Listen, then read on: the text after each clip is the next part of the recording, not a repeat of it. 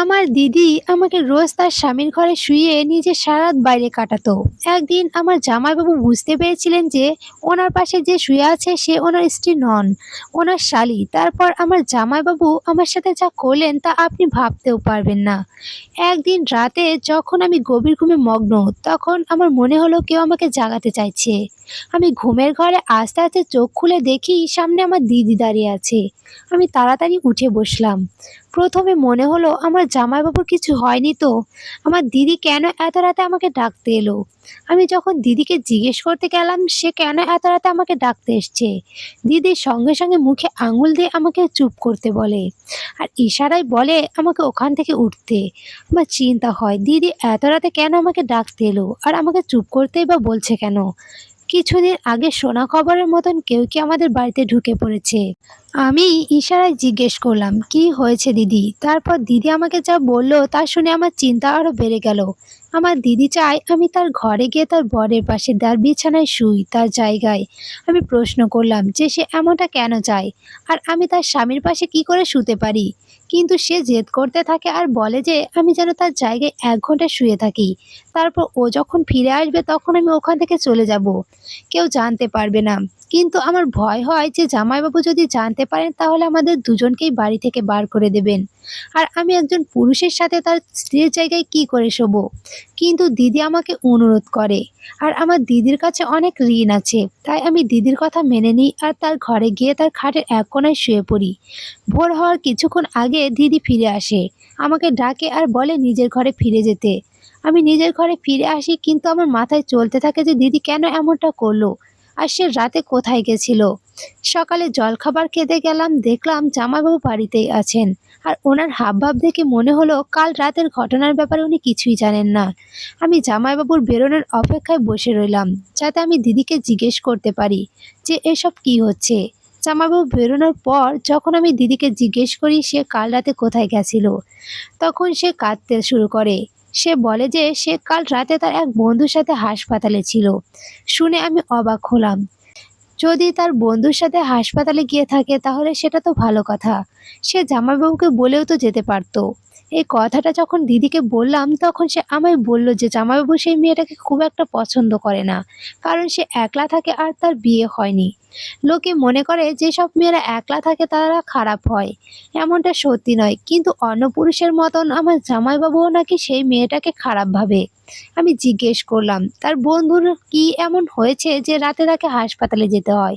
তখন দিদি আমার সেই কথা এড়িয়ে গেল আর আমাকে ধন্যবাদ দিতে লাগলো। বলল যে আমি তাকে কাল রাতে বাঁচিয়ে দিয়েছি। আমারও মনে হলো যে আমি যা করেছি একটা ভালো কাজের জন্যই করেছি। আমি ঘটনাটা ভোলার চেষ্টা করলাম, কিন্তু কিছুদিন পর আবার একটা রাতে দিদি আমাকে ডাকতে এলো, আবার আমাকে তার ঘরে গিয়ে শুতে বলল। আমি জিজ্ঞেস করলাম আবার সেই বন্ধুটার সাথে যাচ্ছ। দিদি বলল হ্যাঁ। আমি অনেক জিজ্ঞেস করলাম যে কোন হাসপাতালে যাচ্ছ, কেন যাচ্ছ, যাতে আমি কিছু জানতে পারি। কিন্তু দিদি আমাকে কিছুই বলল না, আমাকে নিজের ঘরে পাঠিয়ে সে বাড়ি থেকে বেরিয়ে গেল। আমার কেন জানি না মনে হলো কিছু একটা গন্ডগোল তো আছে। আমার মনে হলো দিদি হাসপাতালে যাওয়ার নাম করে অন্য কোথাও যাচ্ছে। দিদি 4 ঘন্টা পর ফিরে আসে আর এই 4 ঘন্টা আমার কিভাবে কাটলো সে আমিই জানি। যখন ওই জামাইবাবু পাশ ফিরেছেন তখনই আমার মনে হয়েছে আমি এই বুঝি ধরা পড়ে যাব। মনে মনে ঠিক করলাম যে এরপর আর দিদির কথা কোনোদিন শুনবো না। আর এইরকম কিছু হলে আমি জামাইবাবুকে সব বলে দেব, কারণ আমার মনে হলো জামাইবাবুর সবটা জানা দরকার। দিদি আমার সব কথা এড়িয়ে যাচ্ছে, এইভাবে চলতে পারে না। 1 সপ্তাহ পর আবার আমার দিদি আমার ঘরে আসে আর বলে আমাকে তার ঘরে গিয়ে শুতে। আমি বললাম যে আমি আর এটা করতে পারবো না। তাকে ভয়ও দেখালাম যে আমি জামাইবাবুকে সব কিছু বলে দেব। সে বলল যে আমি এমনটা করলে সে আমাকে বাড়ি পাঠিয়ে দেবে, সে তার বাড়িতে আমাকে রাখবে না, কারণ কেউ তাকে এই বাড়িতে থাকতে দেবে না। আমার ভবিষ্যতের ব্যাপার, তাই আমার আপত্তি থাকা সত্ত্বেও আমাকে দিদির ঘরে গিয়ে শুতে হয়। আমি ভেবে দেখলাম যে এই ব্যাপারটা জানাজানি হলে আমারও বদনাম হবে। আমার এখন কি করা উচিত? জামাইবাবুকে সব কিছু বলে দেওয়া উচিত নাকি মুখ বন্ধ রাখা উচিত? আমি শুয়ে শুয়ে এসবই ভাবছিলাম যখন আমার মনে হলো জামাইবাবু আমার দিকে ফিরে শুয়েছে।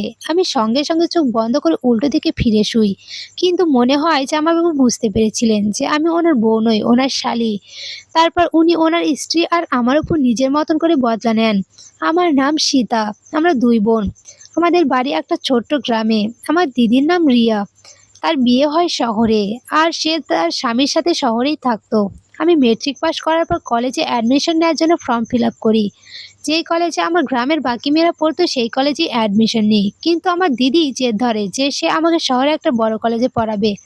সে নিজেই আমার সব ডকুমেন্ট নিয়ে গিয়ে জমা করে দেয়।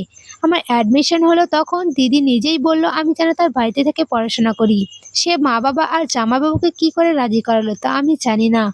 আমি খুব আনন্দে ছিলাম এই ভেবে যে আমি শহরের একটা বড় কলেজে পড়তে পারবো আর গ্রাম ছেড়ে শহরে গিয়ে থাকতে পারবো। সেদিন হয়নি আমি এই শহরে এসেছি, কিন্তু আমার দিদি সবসময় আমার পাশে থেকেছে। এখানের লোকে যেরকম জামা কাপড় পরে সেই রকম জামা কাপড় কিনে দেওয়া, ভালো ব্যাগ কিনে দেওয়া, হাত খরচ দেওয়া, বাড়ির সব কাজ নিজে সামলানো যাতে আমি পড়াশোনায় মন দিতে পারি। এসবই আমার দিদি একা হাতে করে। তার জন্য আমার দিদির উপর অনেক ঋণ। আর এমনিতেও সে আমার দিদি হয়। আমি ওর সব কথা শুনতাম। সবকিছু ঠিক চলছিল। কলেজ থেকে যখন প্রথমবার ছুটি পেলাম তখন আমি খুব আনন্দে ছিলাম। নিজের গ্রামে যাব আর নিজের বন্ধুদের সাথে দেখা করব। কিন্তু দিদি আমাকে বেশি দিন গ্রামে থাকতে দিল না। বলল তার বাড়ি ফিরে এসে পড়াশোনায় মন দিতে। দিদি তার মিষ্টি কথায় মা বাবাকেও ভুলিয়ে রাখতো। তারা ওর সব কথা শুনতো। আমার মনে হতো দিদি আমাকে খুব ভালোবাসে, তাই আমার এত খেয়াল রাখে। নিজে একটা ছোট কলেজে পড়লেও আমি যাতে একটা ভালো কলেজে পড়তে পারি আর গ্রামের সকলে থেকে আগে থাকতে পারি, ও সেই চেষ্টাই করছে। কিন্তু ওর মনে কি আছে সেটা আমি জানতাম না। আমার ছুটির কিছুদিন এখনো বাকি আছে আর আমি গ্রাম থেকে ফিরে এসেছি। আমার জামাইবাবু আমাকে বাড়ির একজন মনে করতে শুরু করেছিল, তাই আমার ফেরত আসাতে উনিও খুব খুশি হয়েছিলেন। যেই দিন আমি গ্রাম থেকে ফিরে এসেছিলাম সেই দিন আমি খুব ক্লান্ত ছিলাম, তাই আমি তাড়াতাড়ি শুতে চলে গিয়েছিলাম। সেই দিন রাতে আমার দিদি আমার ঘরে এসে বলে আমাকে তার ঘরে গিয়ে শুতে, যাতে সে জামাইবাবুকে লুকিয়ে তার বন্ধুকে হাসপাতালে দেখতে যেতে পারে। সে বলে জামাইবাবু তার সেই বন্ধুকে একদম পছন্দ করেন না, তাই আমাকে তার জায়গায় গিয়ে শুতে বলে, যাতে জামাইবাবু বুঝতে না পারে যে দিদি বাড়িতে নেই। আমি দিদির কথা চুপচাপ মেনে নিই। আমি তখন ভেবে দেখিনি যে দিদির কথা মেনে আমি নিজের জন্য কত বড় সমস্যা ডেকে আনছি। এক সপ্তাহ পর দিদি আবার আমাকে তার ঘরে গিয়ে শুতে বলে। দু তিনবার এরম হওয়ার পর আমি তর্ক করা ছেড়েই দিয়েছিলাম। দিদি যখন আমাকে ডাকতে আসতো তখন আমি চুপচাপ তার ঘরে গিয়ে শুয়ে পড়তাম। কিন্তু একদিন আমার মনে হলো যে জামাইবাবু জেগে গেছেন, আর তিনি বুঝতে পেরেছেন যে তার পাশে যে শুয়ে আছে সে ওনার স্ত্রী নয়, ওনার শালী। আমি খুব ভয় পেয়ে গিয়েছিলাম। ভাবছিলাম যদি জামাইবাবু আমাকে প্রশ্ন করে তাহলে আমি কি জবাব দেব। আর আমার দিদি ফিরে এলো। সকালে আমি দিদিকে বললাম যে আমার মনে হচ্ছে জামাইবাবু সবটা জেনে গেছে, কিন্তু দিদি বলল না, উনি কিছুই জানতে পারেননি। যদি উনি বুঝতে পারতেন তাহলে উনি তোকে বা আমাকে প্রশ্ন করতেন, উনি তা করেননি, তাই ভয় পাওয়ার কিছুই নেই। কিন্তু দিদির কথায় আমি শান্ত থাকতে পারলাম না। এখন আমার কলেজ খুলে গিয়েছে, কিন্তু এইসব চলতেই থাকে। আগে আমার দিদি সপ্তাহে একবার করে যেত, কিন্তু এখন দু তিন দিন পর পরই সে রাতে বেরোয়। দিদি আমাকে বলতে চায় না যে সে কোথায় যাচ্ছে। আর চিন্তার বিষয় হলো যে বন্ধুর নাম আমার দিদি আমাকে বলেছিল তাকে আমি কোনোদিন দেখিনি। সে কোনোদিন আমাদের বাড়িতে আসেনি। দিদি কখনো দিনের বেলায় তার সাথে দেখা করে না। আমার সন্দেহ হয়, মনে হয় দিদি কিছু একটা করছে যেটা জামাইবাবু জানেন।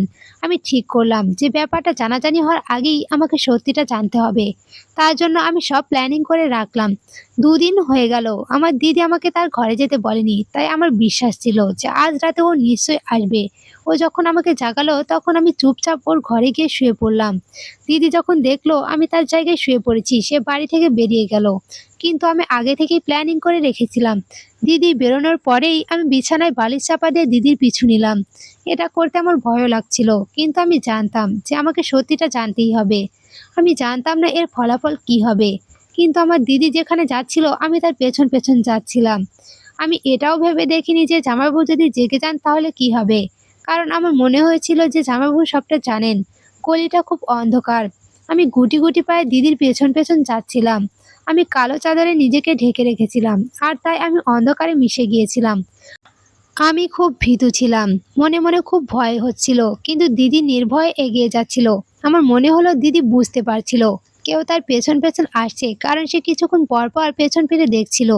কিন্তু আমি অন্ধকারে কালো চাদর চাপা দিয়ে চলছিলাম, তাই ও কিছু বুঝতে পারেনি। আমি দেখলাম মেইন রোডে দিদি একটা গাড়িতে চেপে চলে গেল। অন্ধকারের জন্য আমি গাড়ির নাম্বারটাও দেখতে পেলাম না।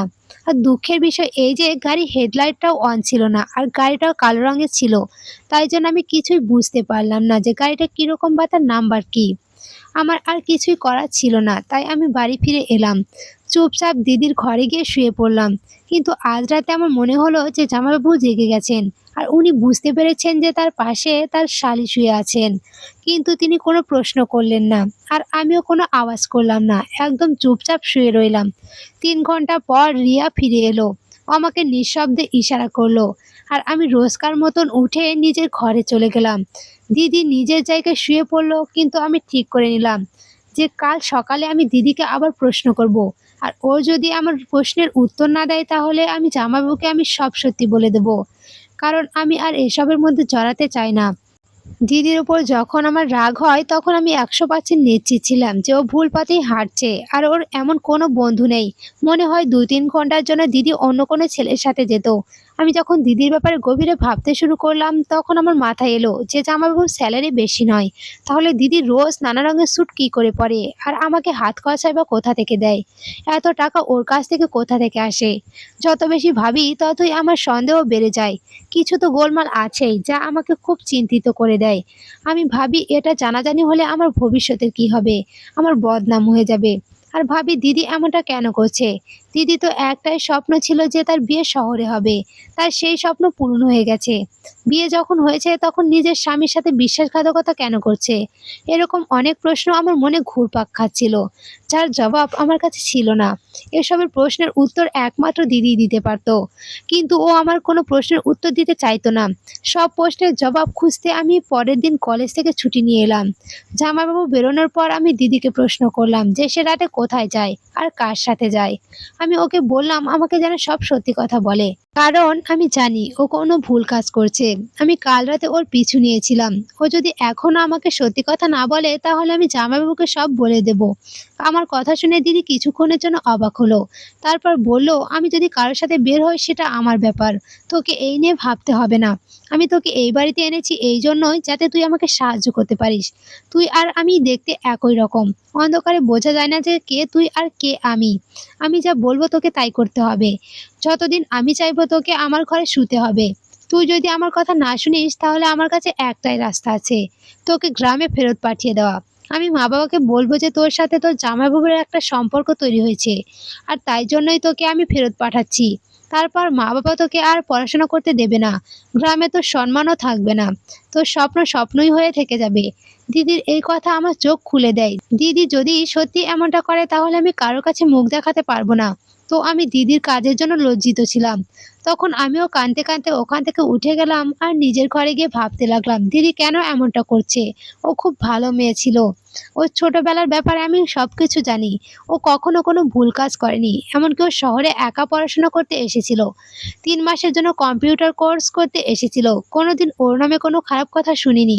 তাহলে ও বিয়ের পর কেন এমন করছে? মাঝে মাঝে মনে হয় ও ভুল কিছু করতেই পারে না, কিন্তু চোখে দেখা কি করে অস্বীকার করি? আমি সব দিক থেকে ফেঁসে গিয়েছিলাম। যদি কাউকে কিছু বলি, তাহলে আমার বদনাম হবে, আর যদি না বলি, তাহলে দিদির হাতে পুতুল হয়ে তার ইশারায় নাচতে হবে। আমার সামনে সব রাস্তা বন্ধ। পড়াশোনা ছেড়ে গ্রামে ফিরে গেলেও সবাই প্রশ্ন করবে কেন ফিরে এলাম। যদি কাউকে কিছু বলি, তাহলে দিদি আমার বদনাম করে দিতে পারে। তাই আমি চুপচাপ ও যা বলছে তাই করতে থাকলাম। এই কাজটা করতে আমার মন একেবারেই সায় দিচ্ছিল না। এইদিকে জামাইবাবুর মধ্যেও একটা বদল দেখতে পাচ্ছিলাম। দিদির সামনে তো একদম নর্মাল থাকতো, কিন্তু যেই দিদি পেছন ফিরতো, অমনি আমার সাথে ইশারায় কথা বলতে শুরু করতো। মনে হতো ও যেন জানে আমি রাতে ওর পাশেই শুই। এটা আমার জন্য আরো সমস্যার সৃষ্টি করে। আমি পড়াশোনা ছেড়ে হোস্টেলে গিয়ে থাকতে পারবো না। আমি ভেবেছিলাম মা বাবার সাথে না হোক, জামাইবাবুর সাথে অন্তত আমি মন খুলে কথা বলতে পারবো। কিন্তু এখন ওনার মিষ্টি মিষ্টি কথার জন্য ওনার থেকেও আমি দূরে থাকতে লাগলাম। তখন আমার কাছে ভগবান ছাড়া আর কোনো আশ্রয়ই ছিল না। আমি কেঁদে কেঁদে ভগবানকে বলতে লাগলাম যে উনি যেন দিদিকে সুবুদ্ধি দেন, নয়তো আমাকে যেন এসব থেকে বের হওয়ার রাস্তা বলে দেন। একদিন আমি দিদির আলমারিতে একটা জিনিস খুঁজতে গিয়েছিলাম। তখন আমার একটা অদ্ভুত জিনিস চোখে পড়লো। আলমারির পেছন দিকে কিছু একটা লুকোনো ছিল। আমি যখন সেটা খুলে দেখলাম, আমি অবাক হয়ে গেলাম। দেখলাম তার মধ্যে মেয়েদের জিন্স আর শার্ট আছে। এরম জামা কাপড় তো আমাদের ওখানে কেউ পরে না, দিদিকেও কোনোদিন পরতে দেখিনি। তার মানে আমার সন্দেহ হয় ঠিক। আমার দিদি কোনো ভুল রাস্তায় হাঁটছে, বন্ধুর সাথে দেখা করার জন্য এইসব জামা কাপড় পরে। এই জিনিসটা আমায় ভাবায় আর আমি আমার দিদিকে ঘৃণা করতে শুরু করি। জামাইবাবুর ব্যবহারও বদলাতে থাকে আর আমি দিদিকে কিছু বলতেও পারি না। যে নিজেই ভুল রাস্তায় চলছে সে আমাকে কি করে সাহায্য করবে? ও তো নিজের স্বামীর সাথে হাত মিলিয়ে আমার বদনাম করে দেবে। একদিন ভগবান আমার ডাকে সাড়া দিল। আমি সব সত্যিটা জানতে পারলাম। আমি কলেজ থেকে ফিরে দেখি আমাদের বাড়ির সামনে খুব ভিড়। একটা গন্ডগোলের আভাস পেলাম। আমি ভিড় সরিয়ে বাড়ির ভেতরে পৌঁছে যা দেখলাম তা দেখে আমি থমকে গেলাম। পুলিশের লোক আমার জামাইবাবুকে ধরে রেখেছে আর আমার দিদি পাশে চুপচাপ দাঁড়িয়ে আছে। আমি জিজ্ঞেস করলাম, এসব কি হচ্ছে? তখন ওই আমার দিদি আমাকে ধরে তার পেছনে দাঁড় করালো আর বলল চুপ করে দাঁড়িয়ে থাকতে। আমার মনে হলো যে দিদি জামাইবাবুকে পুলিশের হাতে ধরিয়ে দিচ্ছে যাতে ও অন্য কারোর সাথে সম্পর্ক গড়তে পারে। যখন আমি দিদিকে এই কথাটা বলি তখন ও আমাকে চুপ করতে বলে। জামাইবাবু চিল্লাতে থাকে আর পুলিশ তাকে ধরে নিয়ে যায়। বাইরের লোকজন চলে যাবার পর আমি দিদিকে রেগে বলি যে জামাইবাবুকে গ্রেপ্তার করানো তার উচিত হয়নি। জামাইবাবু কি দোষ করেছেন? দিদির যদি তাকে পছন্দ না হয় তাহলে সে তাকে ডিভোর্স দিতে পারত। কিন্তু একজন নিরপরাধ মানুষকে গ্রেপ্তার করানো একেবারেই উচিত নয়। আমার দিদি বলে সে নির্দোষ কি করে হতে পারে? ও তোকে বিরক্ত করতো না? এটা শুনে আমি মাথা নিচু করে দাঁড়িয়ে রইলাম। দিদি আমাকে বলে, তুই ওখানে বস, আমি তোকে আসল ঘটনাটা খুলে বলি। তারপর দিদি আমাকে যা বলল তা শুনে আমি আকাশ থেকে পড়লাম। আমি পুরো গল্পটা দিদির ভাষায় বলছি। তোর মনে আছে আমি বিয়ের আগে 1 মাসের কোর্স করতে এখানে এসেছিলাম? আমি বললাম হ্যাঁ মনে আছে। দিদি বলে যে ওটা কোনো কম্পিউটার কোর্স ছিল না। আমি পুলিশ ফোর্স জয়েন করেছিলাম আর তারই ট্রেনিং নিতে আমি এখানে এসেছিলাম। এই কথাটা বাড়িতে কেউই জানতো না, শুধু দিদি আর মা বাবা জানতো। কিছু বছর পর আমার সম্বন্ধ আসে আর মা বাবা জোর করে আমার সেখানে বিয়ে দিয়ে দেয়। প্রথমে আমি ওই বিয়েতে খুশি ছিলাম, কিন্তু বিয়ের পর যখন দিদি জামাইবাবুকে বলে যে সে পুলিশ ফোর্স জয়েন করতে চায় তখন জামাইবাবু আপত্তি জানান। দিদি জামাইবাবুকে এটা বলেনি যে সে অলরেডি পুলিশ ফোর্স জয়েন করে ফেলেছে। যখন দিদি কাজে জয়েন করে তখন ওর হেড ওকে বলে যে ও যেন রিজাইন না করে, ওকে রোজ ডিউটিতে আসতে হবে না। পুলিশের যেসব গোপন মিশন হয় তাতে যেন ও সাহায্য করে। দিদি এতে রাজি হয়। সবাই এটাই ভেবেছিল যে বাড়ির চাপে তার স্বামী তাকে পুলিশ ফোর্স জয়েন করতে বারণ করে। একবার দিদিকে একটা গুপ্ত গ্যাংয়ের বিরুদ্ধে প্রমাণ জোগাড় করতে বলা হয়েছিল। এই কাজটা সে তার স্বামীকে না জানিয়েই শুরু করেছিল। এই গ্যাংয়ের এই ব্যাপারে খোঁজখবর করতে গিয়ে দিদি জানতে পারে যে তার স্বামীও ওই গ্যাংয়েরই একটা অংশ। আর এই কারণেই তার স্বামী তাকে পুলিশ ফোর্স জয়েন করতে বারণ করেছিল। তাই দিদি একটা বাজি খেলার সিদ্ধান্ত নেয় আর তাতে আমাকে ব্যবহার করে। ও রোজ রাতে যে বেরিয়ে যেত সেটা ওর কাজের জন্যই যেত। আমার মতন দিদিও জানতো যে জামাইবাবু সবটা জানতেন। তার স্বামী বরাবরই জানতো যে সে রাতে বেরিয়ে যেত, কিন্তু তার নজর তোর উপর ছিল, তাই উনি আমাদের কিছু বলতো না। তার এটাই মতলব ছিল যে একদিন সে আমাদের হাতে নাতে ধরবে আর এই ঘটনাটাকে বাহানা বানিয়ে আমাকে ছেড়ে দিয়ে তোকে বিয়ে করবে। আমি সবকিছু জানা সত্ত্বেও চুপ করে সব সহ্য করেছিলাম, কারণ আমি জানতাম যে এই সবটাই একটা খেলা। আজ আমি নিজে ওকে গ্রেপ্তার করিয়েছি, কারণ আমি নিজের স্বামীকে হারাতে পারি কিন্তু নিজের দেশের সাথে বেইমানি করতে পারি না। আমার ভেবে লজ্জা লাগলো যে আমার দিদির সম্পর্কে কী সব ভেবেছিলাম। আমি দিদির কাছে ক্ষমা চাইলাম আর দিদি এক কথায় আমাকে ক্ষমা করে দিল। এরপর দিদি তার স্বামীকে ডিভোর্স দেয় আর পুলিশ ফোর্সে জয়েন করে। আমি এখনও এই শহরেই থাকি, কিন্তু এখন আমার মাথার উপর কোনো জামাইবাবুর হাত নেই আর আমার এই ভয়ও নেই যে আমার দিদি আমাকে কোনো খারাপ কাজের জন্য ব্যবহার করছে, কারণ চোখের দেখা সবসময় সত্যি হয় না। বন্ধুরা, আমাদের এই গল্পটি যদি ভালো লেগে থাকে লাইক, কমেন্ট, শেয়ার ও সাবস্ক্রাইব করে আমাদের পাশেই থাকবেন। ধন্যবাদ সবাইকে, ভালো থাকবেন।